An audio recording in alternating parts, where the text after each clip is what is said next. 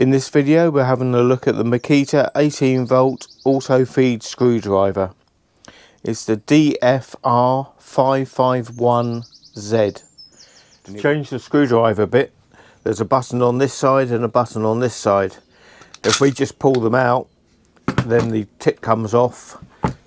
Press the head down and pull the tip out, and then you can change the bit over and it's back in again.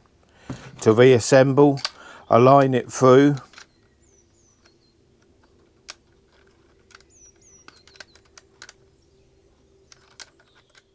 right, this is an urgent warning to anyone that's buying the Makita cordless auto feed screwdriver, the DFR551.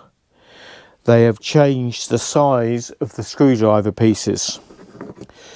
The new one measures 4.4 millimeters.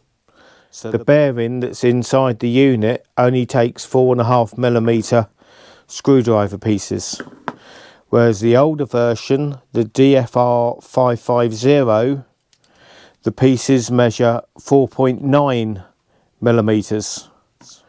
So these 5 millimeter shanks do not fit in the new version DFR551, and they won't be bringing out the new size shanks until April. So if you're buying the 551, be warned, they've changed the size of the shank by 0.5 millimeter.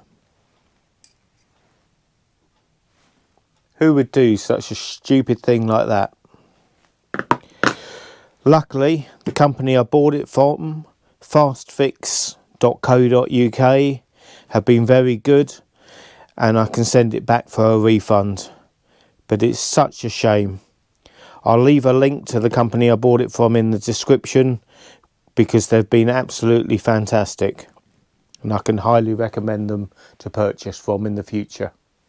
Thank you for watching.